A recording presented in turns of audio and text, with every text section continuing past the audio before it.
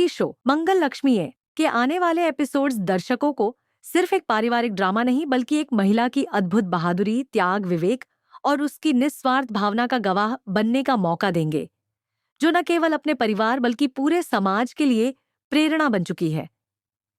ये कहानी अब एक नए मोड़ पर आ चुकी है, जहां नायक और खलनायक की पहचान केवल शब्दों से नहीं, कर्मों से तय हो रही है।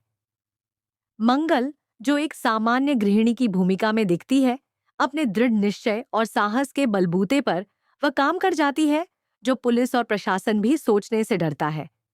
वह एक मिशन पर निकलती है, जहां मासूम लड़कियों को किडनैप करके गलत धंधे में झोंका जा रहा होता है, और वहां से वह अकेले, बिना किसी बाहरी मदद के, ईशाना और अन्य लड़कियों को सुरक्षित निकाल लाती है। यह सिर्फ एक भौतिक संघर्ष नहीं था, यह एक मानसिक, भावनात्मक और नैतिक लड़ाई थी, जिसमें मंगल की जीत समाज की जीत बन जाती है। उसकी आंखों में डर नहीं, सिर्फ आत्मविश्वास होता है। उसके दिल में कोई व्यक्तिगत स्वार्थ नहीं बल्कि सिर्फ दूसरों की भलाई की भावना होती है। यह दृश्य जब पर्दे पर आता है तो हर दर्शक का दिल गर्व और भावनाओं से भर जाता है, और यही कारण है कि मंगल लक्ष्मी सिर्फ एक शो नहीं बल्कि एक सामाजिक आंदोलन बनता जा रहा है। लेकिन हर बहादुरी के पीछे एक कीमत होती है, और जब मंगल लड़कियों को बचाकर वापस घर आती है, तब सबसे करीबी इंसान ईशाना उसे सवालों के घेरे में खड़ा कर देती है। ईशाना के चेहरे पर राहत और दर्द दोनों होते हैं। राहत इस बात की कि वह बच गई, लेकिन दर्द इस बात का कि वह खुद को अकेला महसूस करती है। वह मंगल से सवाल करती है, उससे नाराज होती है, यहां तक कि उसकी नीयत पर शक तक कर बैठती है।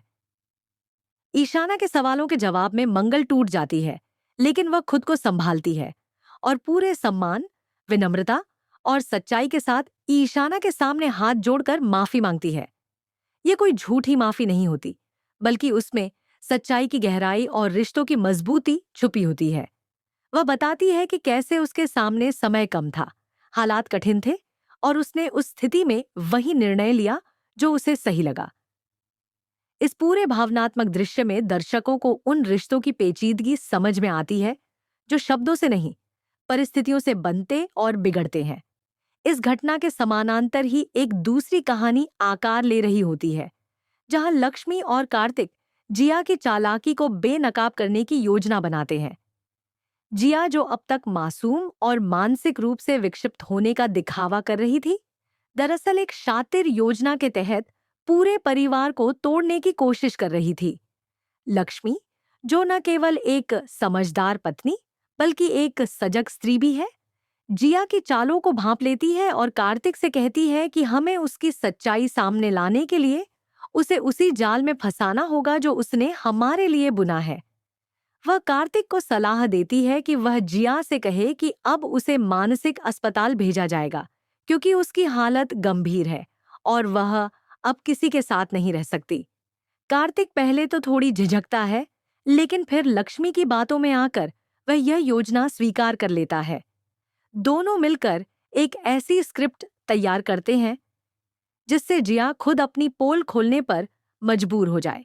लेकिन जैसा कि अक्सर होता है, शातिर लोग हर मोड़ के लिए तैयार रहते हैं, और जिया भी इस पूरे षड्यंत्र को भांप लेती है और असाइलम में दाखिल होने के कुछ ही घंटों के भीतर वहां से फरार हो जाती है। अब कहानी और भी रोमांचक मोड़ पर पहुंच जाती है। जिया का असाइलम से भाग जाना सिर्फ एक प्लान फेल होना नहीं था, बल्कि यह एक संकेत था कि असली जंग अब शुरू होने वाली है।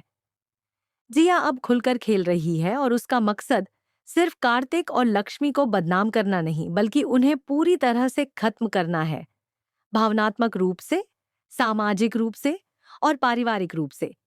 दूसरी तरफ लक्ष्मी भी अब और सतर्क हो जाती है। वह जानती है कि यह कोई आम विरोधी नहीं है बल्कि एक ऐसी औरत है जो हर हथियार इस्तेमाल करने को तैयार है। इस स्थिति में कार्तिक भी लक्ष्मी का पूरा साथ देता है। वह अपने भीतर के डर को, झिझक को छोड़कर लक्ष्मी के साथ कदम से कदम मिलाकर खड़ा होता है और इस पूरी लड़ाई में एक मजबूत साथी बनकर उभरता है। इन दोनों मुख्य कहानियों के साथ साथ दर्शकों को कई सब प्लॉट्स भी देखने को मिलते हैं, जो पूरी कहानी को और भी गहराई और विविधता देते हैं। बच्चों की मासूमियत, बुजुर्गों की चिंता, समाज की प्रतिक्रियाएं, यह सब मिलकर एक ऐसा वातावरण बनाते हैं जो न केवल यथार्थ के करीब है, बल्कि दर्शकों को बार बार सोचने पर मजबूर कर देता है। क्या हमारी समाज में ऐसी बहादुर महिलाएं सच में हैं? क्या वे हमें दिखती हैं या हम उन्हें अनदेखा कर देते हैं? क्या हमारे आसपास भी कोई मंगल या लक्ष्मी है जिसे हम सिर्फ उसकी भूमिका से पहचानते हैं, उसके योगदान से नहीं? इन सभी घटनाओं के बीच मंगल की भूमिका और भी महत्वपूर्ण हो जाती है। वह अब सिर्फ एक बहन, पत्नी या मां नहीं रह गई है, बल्कि वह समाज की रक्षक बन चुकी है।